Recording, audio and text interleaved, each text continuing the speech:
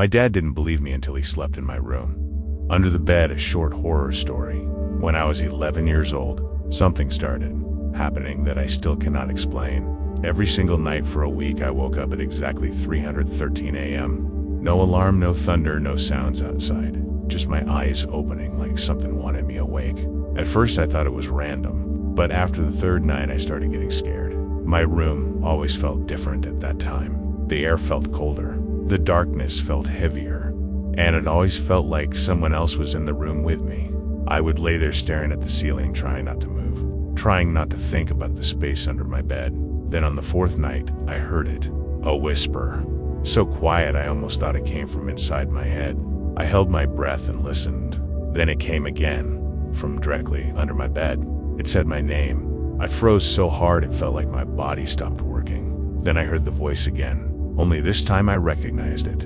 It was my own voice, saying, "Don't look down." My hands were shaking as I reached for my phone. I turned on the flashlight and pointed it at the floor.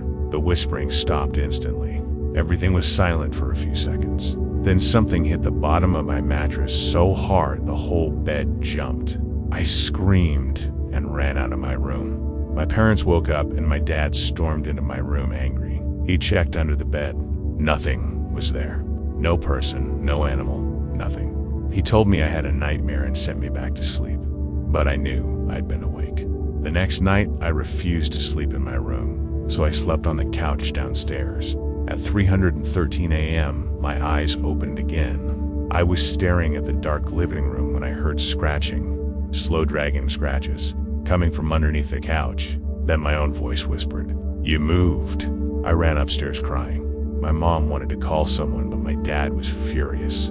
He said I was making everything up for attention. So the next night he said he would sleep in my room himself. He laughed when he shut the door. At 3:13 a.m., I woke up to the loudest scream I've ever heard. It was my dad. I ran to my room and opened the door. He was standing on top of the bed, shaking so hard he could barely breathe. His face was pale and wet with tears. He was staring at the floor beside the bed. I asked him what happened.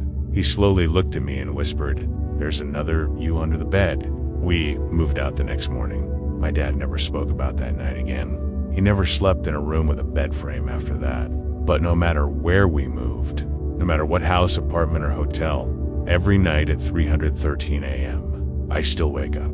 And sometimes from underneath me, I hear whispering, "I'm still here."